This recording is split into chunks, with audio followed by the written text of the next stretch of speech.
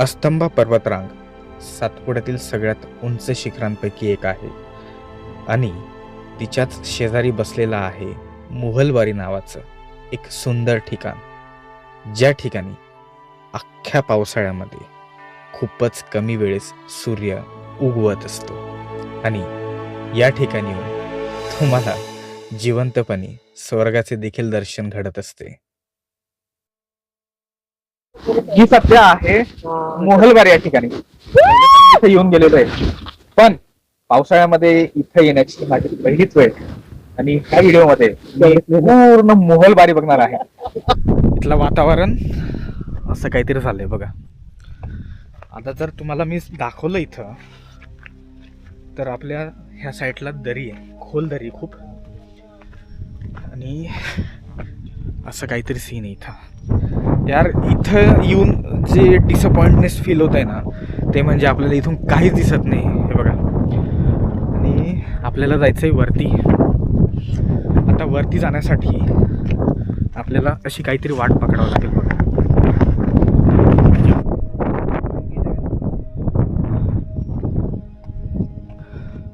थोडंसं वर येऊन पोचलो की आपल्याला इथून दुसरा व्ह्यू पॉइंट लागतो.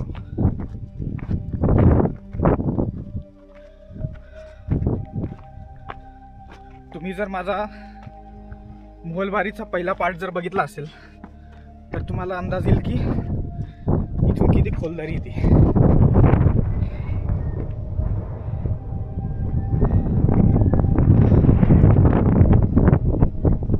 आता वरती जाण्यासाठी आपल्याला इथून रस्ता आहे बघा. हा रस्ता पकडायचा आहे आणि वरती जायचं इथून. पण अशा ठिकाणी येताना थोडी काळजी घेण्याची गरज असते, कारण चिकनं होतं आणि त्याच्यामुळे आपला पाय सरकू शकतो.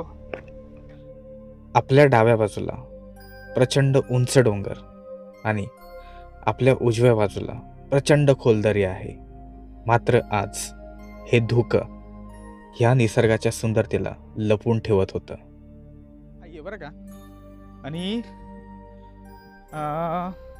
इथे येणं खूप रिस्की राहतं, म्हणून अशा ठिकाणी जर तुम्ही येत असाल ना तर थोडी काळजी नक्कीच घ्या. ज्यांना ट्रेकिंगचा शौक आहे त्यांनी ह्या जागेवर, अशा जागेवर तुम्ही डेफिनेटली येऊ शकता, पण कोणीही नाही. तुम्हाला चांगली प्रॅक्टिस असली पाहिजे तरच, अदरवाईज नाही.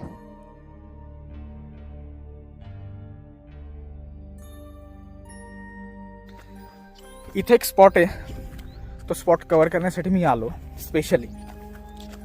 ह्या ठिकाणाचं वैशिष्ट्य म्हणजे इथून छोटे छोटे 5 धबधबे खाली पडत असतात आणि त्याचं दृश्य खरंच खूप सुंदर असतं.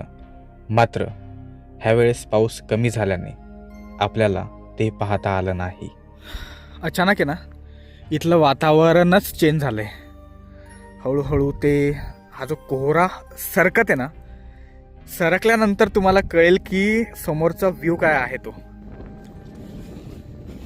सातपुड्यामध्ये अशा खूप लपलेल्या जागा असतात ज्या कोणाला माहीत नाही, आणि माझी इच्छाही नाही की माहिती पडावं असं.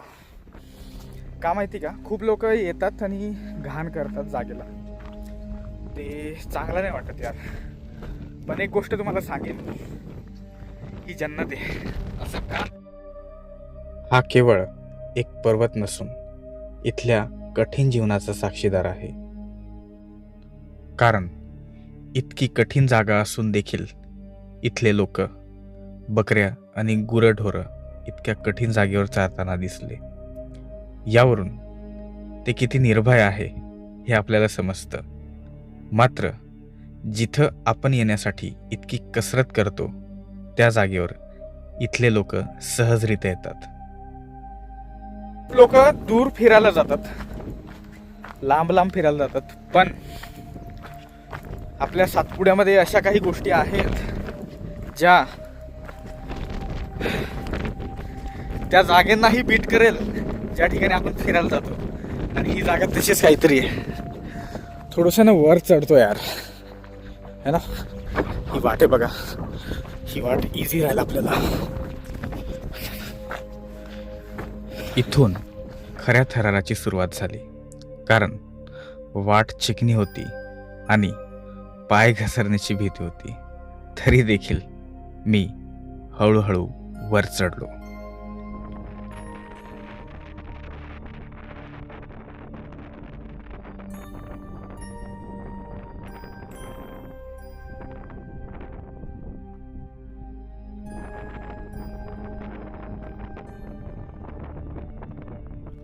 वर चढताना मी अशीच खडबडीत वाट निवडली, कारण खडबडीत जरी असली तरी देखील वर चढण्याचा सगळ्यात मोठा आधार असते.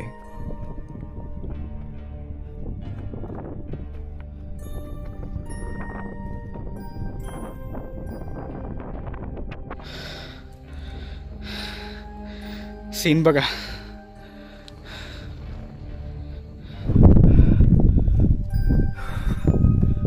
हळूहळू आपण आपल्या डेस्टिनेशन पर्यंत पोहोचतोय.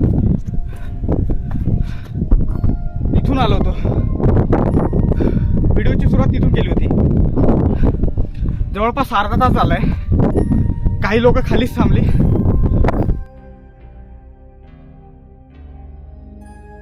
बऱ्यापैकी चढून आलोय वरती आणि इथून व्ह्यू बघा. हा व्ह्यू बघा. हे बघा आपल्या मागचा डोंगर. 35-40 मिनिटं झाले सर आपल्याला चालून आणि या ठिकाणी पोहोचलोय. आणि इथून असं काहीतरी सीन आहे बघा. हे जे धुकं वरती येत आहे वाऱ्यासोबत. आणि ह्या साईडला बघा. ओ हो हो हो, हा इतका उंच डोंगर आहे ना, तर सांगूच नका. जिवंतपणी स्वर्ग बघतो आपण. अजून काय पाहिजे. व्हिडिओ कसा वाटतोय कमेंट करा आणि सबस्क्राईब करा यार साहिल मार्गे यूट्यूब चॅनलला. इथं येणं ना एक खूप आनंददायी अनुभव असतो, पण हा अनुभव तुम्हालाही दाखवण्यासाठी, तुमच्याशी शेअर करण्यासाठी मी हा व्हिडिओ बनवते. पण खूप सुंदर वाटतंय. व्हिडिओ कसा वाटला नक्कीच मला कमेंट सेक्शनमध्ये सांगाल. ज्या ठिकाणी मला यायचं ना तिथे येऊन पोहोचलोय. सातपुड्याची परिभाषा जर केली तर ती अशीच राहील. गर्व, गर्व आणि गर्व. कारण ह्या गौरवशाली सातपुड्याची उंची अक्षरशः आकाशाला भिडते आणि आकार जणू काही डोळ्यात मावूच शकत नाही. तरी देखील हा सातपुडा नेहमीच आपल्याला काहीतरी सांगत असतो.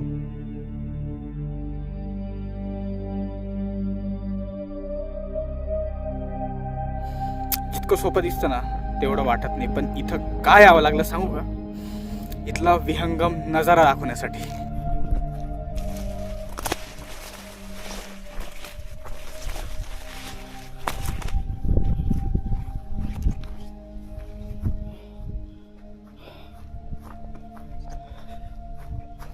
पाहिजे तर आपण सरळ जाऊ शकतो, पण इथं थोडं चिकना आहे म्हणून इथं नाही जाऊ. आपण थोडंसं फिरून जाऊ.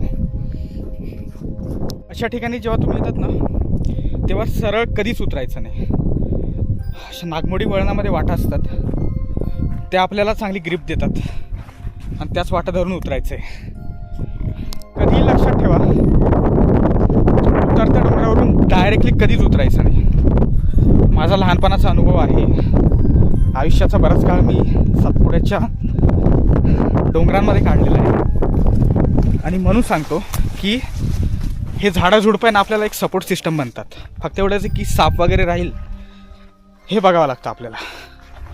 हा कठीण पॅच मी सरळ न उतरता असं नागमोडी वळणाचा रस्ता घेतला आणि आलो. असं करण्याचं कारण सांगू का तुम्हाला.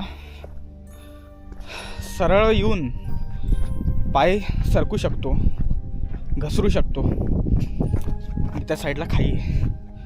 म्हणून अशा वेळेला कधीही नागमोडी वळणांचाच उपयोग करायचा.